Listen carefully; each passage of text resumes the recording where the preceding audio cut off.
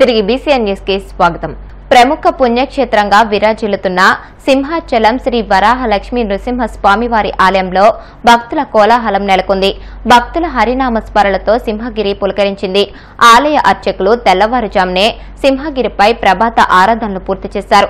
సుదర్శన స్వామిని ఆలయ ఉత్తర రాజగోపురం వద్ద ఏర్పాటు చేసిన ఆస్థాన మండపంలో ఆశీనులు చేసి ఒకవైపు సర్వాభరణాలతో గోవిందరాజు స్వామి, మరోవైపు శ్రీ సుదర్శన చక్ర పెరుమాళ్ను వేద మంత్రాలతో మృదు మధుర మంగళ వాయిద్యాలు నడుమ శాస్త్రోక్తంగా కలశారాధన, మండపం, బింబారాధనలు పూర్తి చేశారు. అనంతరం భక్తులచే నృసింహస్వామి అష్టోత్తర శతనామావళి పూజ చేయించారు.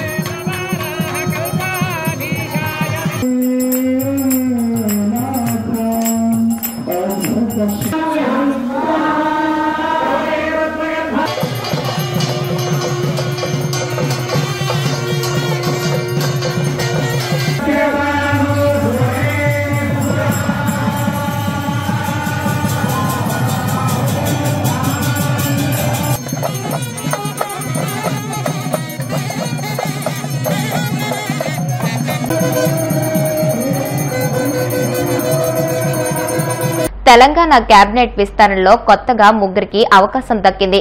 వీరిలో గడ్డం వివేక్, అడ్లూరి లక్ష్మణ్, వాకిటి శ్రీహర్లకు రేవంత్ ప్రభుత్వం ఛాన్స్ కల్పించింది.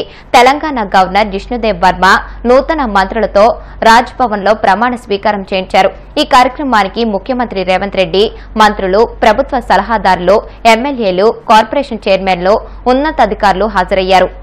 శ్రీహరి అనే నేను శాసనం ద్వారా నిర్మితమైన భారత రాజ్యాంగం పట్ల నిజమైన విశ్వాసం, విధేయతను చూపుతానని, భారతదేశ సార్వభౌమాధికారాన్ని, సమగ్రతను కాపాడుతానని, తెలంగాణ రాష్ట్ర మంత్రిగా నా కర్తవ్యాలని శ్రద్ధతో, అంతఃకరణ శుద్ధితో నిర్వహిస్తానని, భయం గాని, పక్షపాతం గాని, రాగద్వేషాలు గాని లేకుండా రాజ్యాంగాన్ని, శాసనాలను అనుసరించి ప్రజలందరికీ న్యాయం చేకూరుస్తానని దైవ సాక్షిగా మనస్ఫూర్తిగా.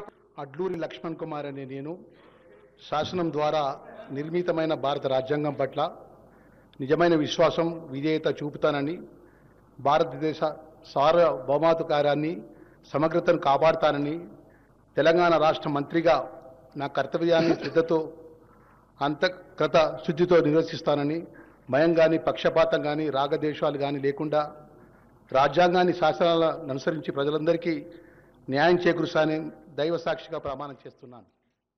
To the Constitution of India, as by law established, that I will uphold the sovereignty and integrity of India, that I will faithfully and conscientiously discharge my duties as a minister for the state of Telangana, and that I will do right to all manner of people in accordance with the Constitution and the law, without fear or favor, affection or ill will.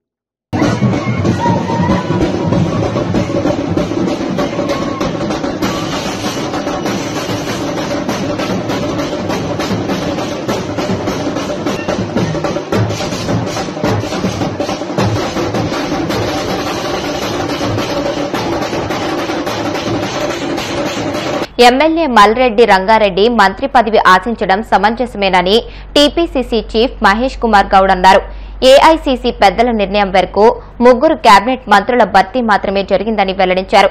మరో 3 cabinet బెర్తులు ఖాళీగా ఉన్నాయన్నారు. త్వరలోనే AICC incharge Meenakshi Natarajan కు అన్ని విషయాలు వివరిస్తామని ఈ సందర్భంగా ఆయన తెలియజేశారు. అందరికీ నమస్కారం. చాలా ఏళ్ల నుంచి ఎదురు చూస్తున్న మంత్రివర్గం ఇవాళ చేయడం జరిగింది. కులాల సమతుల్యం పాటిస్తూ 2 మంత్రి పదవులు ఎస్సీకి, 1 బీసీకి ఇవ్వడం జరిగింది.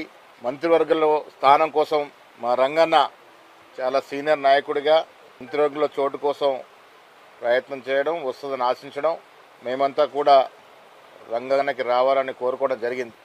సమీకరణలు దృష్ట్యా వీళ్ళ ఈ రాష్ట్రంలో కుల సర్వే చేసిన దృష్ట్యా చాలా కోణాల నుంచి ఏఐసిసి పెద్దలు ఆలోచించి 3 మాత్రమే కేబినెట్ మంత్రులను ఇవాళ తీసుకోవడం జరిగింది.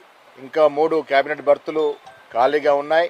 ఇవాళ రంగారెడ్డికి వచ్చినప్పుడు రంగన్న కానీ వారి నాయకత్వంలో పనిచేసే కాంగ్రెస్ సీనియర్ నాయకులు కానీ కార్యకర్తలు కానీ వారి కోరిక సమంజసమైన ఈ రాష్ట్రంలో హైదరాబాద్ రంగారెడ్డి ప్రాంతంలో దాదాపు 40% పైగా జనాభా, ఈ రాష్ట్ర జనాభాలో 40% జనాభా ఈ ప్రాంతంలో ఉంటారు. కాబట్టి ఈ ప్రాంతానికి క్యాబినెట్లో చోటు కల్పించాలని వారి సమంజసమైన కోరిక మాకు చెప్పడం జరిగింది. ఇది మేము కూడా సమంజసమైన కోరిక అని భావిస్తూ ఉన్నాం.